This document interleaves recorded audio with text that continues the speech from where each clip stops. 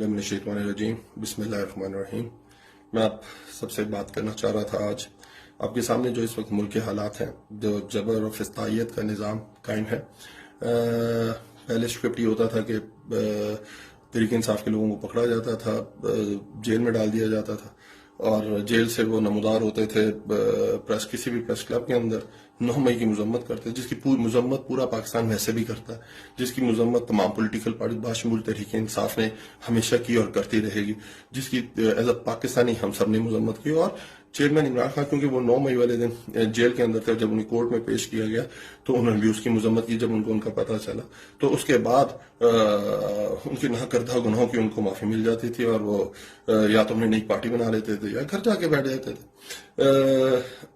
इस वक्त जो अब ट्रेंड चेंज हुआ है, तरीका का स्क्रिप्ट चेंज किया गया है, उसमें अब तहरीक इंसाफ के लोगों को पकड़ के जेल में नहीं डाला जाता, तहरीक इंसाफ के लोगों को अगवा कर लिया जाता है, अबडक्ट कर लिया जाता है। उस्मान डार साहब, फरूख हबीब साहब, सदाकत अब्बासी साहब, शेख रशीद साहब, ये सब वो हैं जिनको अबडक्ट किया गया। 3 दिन पहले उस्मान डार साहब जो 4 हफ्ते पहले कराची से अबडक्ट किया गया था, उनकी वालदा, उनके भाइयों के बयान आपके रिकॉर्ड के ऊपर मौजूद हैं। सिंध हाई कोर्ट के अंदर उनकी पटिशन दाखिल है कि उनको अगवा कर लिया गया है, अबडक्ट कर लिया गया है, उनको बरामद कराया जाए। तो वो एक लाहौर में एक एंकर के घर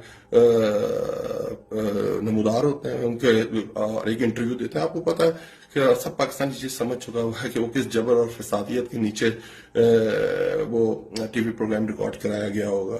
आज जो मैं मेन बात आपसे करना चाहता हूँ, एज अ मुसलमान मैं ये हल्फ उठाता हूँ, अब ये बात हल्फ पे करता हूँ कि मुझे तहरीक इंसाफ से मुंसलिक हुए लगभग 21 साल हो गए। मैं 2003 में तहरीक इंसाफ में शामिल। इसके अंदर लामहला मीटिंग्स भी होंगी चेयरमैन साहब के साथ, कभी जनरल सेक्रेटरीज के साथ, कभी रीजनल जनरल सेक्रेटरीज के साथ, और इस तरह की जिस तरह पॉलिटिकल स्ट्रक्चर होता है पॉलिटिकल पार्टीज का।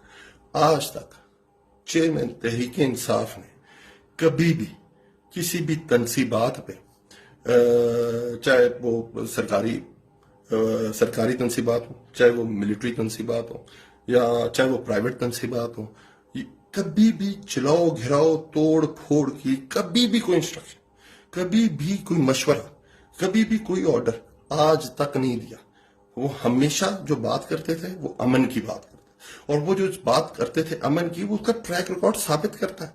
97 से लेके आज तक आप देखें, हमने चीफ जस्टिस मूवमेंट में शरीक हुए, लॉन्ग मार्च हुई, एक गमला नहीं टूटा। हमने ड्रोन्स के खिलाफ अमन मार्च किया, एक गमला नहीं टूटा। वजीरिस्तान का एक गमला नहीं टूटा। हमने उसके बाद दोबारा पनामा के ऊपर लॉन्ग मार्च किया, एक गमला नहीं टूटा। अभी रिसेंटली हमने जो लॉन्ग मार्च किया था, और आपके सामने वहां बड़ा एक टेंस सिचुएशन आ गई थी, तो खान साहब ने वहां से इस्लामाबाद से वापस चले गए थे। जब वो इस्लामाबाद पहुंचे तो वहां से वापस चले गए थे। उन्होंने कहा था कि हमने कोई टकराव की सियासत नहीं करनी, हमने तशद्दुद की सियासत नहीं करनी, हम तहरीक इंसाफ और रियासती इदारों को आमने सामने खड़ा नहीं कर सकते। और हमेशा अमन की बात करने वाली बात की इमरान खान साहब ने।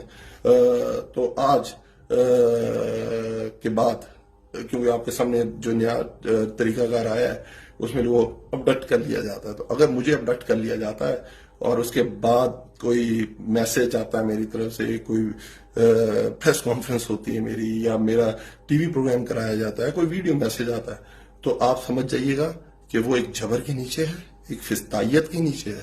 मैं कल भी तहरीक इंसाफ में था, मैं आज भी तहरीक इंसाफ में हूं, मैं कल भी तहरीक इंसाफ में हूं। हम पाकिस्तान को आगे ले जाना चाहते हैं, हम पाकिस्तान के मसाइल खत्म करना चाहते हैं। आए मिल के हमारा साथ दें, और इंशाअल्लाह ताला वो दिन करीब है जब खान साहब इज्जत के साथ बाहर आएंगे और हम एक नया पाकिस्तान हासिल करेंगे।